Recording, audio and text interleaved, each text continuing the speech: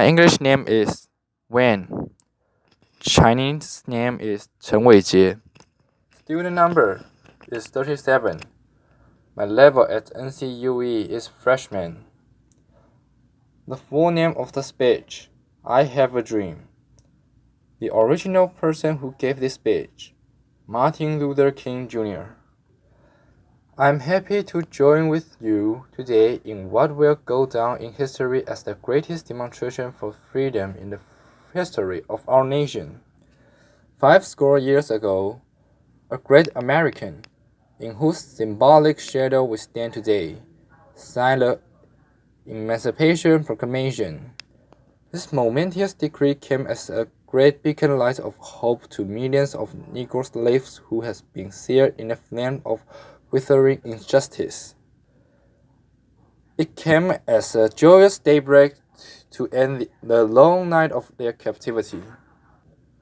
But 100 years later, the Negro is not free.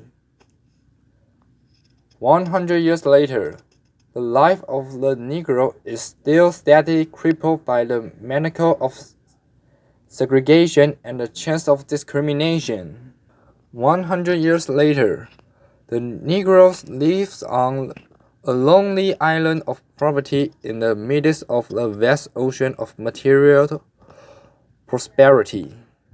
100 years later, the Negro is still languished in the corner of American society and find himself an exile in his own land. And so, we've come here today to dramatize a shameful condition. In a sense, we've come to our nation's capital to cash a check.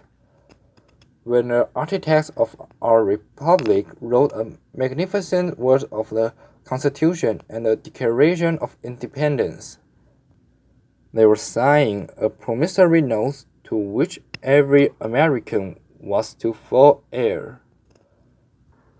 This note was a promise that all men, yes, black men as well as white men, would be guaranteed the unalienable rights of life, liberty, and pursuit of happiness. It is obvious today that America has defaulted on this promissory note, insofar as her citizens of color are concerned. Instead of honoring this sacred obligation, America has given the Negro people a bad check, a check which has come back marked insufficient funds. But we refuse to believe that the Bank of Justice is bankrupt. We refuse to believe that there are insufficient funds in the great vault of opportunity of this nation. And so, we come to cash this check, a check that will give us upon demand the riches of freedom and the security of justice. We have also come to this hallowed spot to remind America of the fierce urgency of now. There is no time to engage the luxury of cooling off to take the tranquilizing drug of gradualism. Now is the time to make real the promises of democracy. Now is the time to rise from the dark and the desolate valley of segregation to the sunlit path of racial justice. Now is the time to lift our nation from the quicksand of racial injustice to the solid rock of brotherhood. Now is the time to make justice a reality for all of the God's children. It would be fatal for the nation to overlook the urgency of the moment.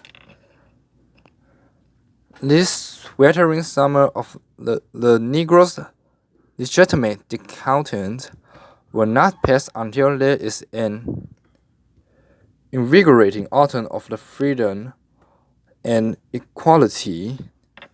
1963 is not an end, but a beginning.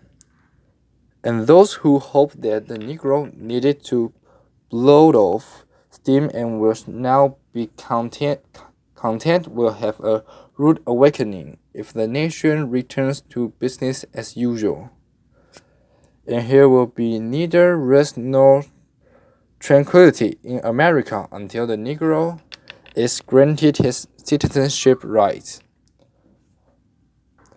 The wild rings of revolt will continue to shake the foundations of our nation until the bright day of justice emerges. But there is something that I must say to my people who stand on the warm threshold which leads into the palace of justice. In the process of gaining our rightful place, we must not be guilty of wrongful deeds. Let us not seek to satisfy our thirst for freedom by drinking from the cup of bitterness and hatred. We must forever conduct our struggle on the high plane of dignity and discipline. We must not allow our creative protest to degenerate into physical violence.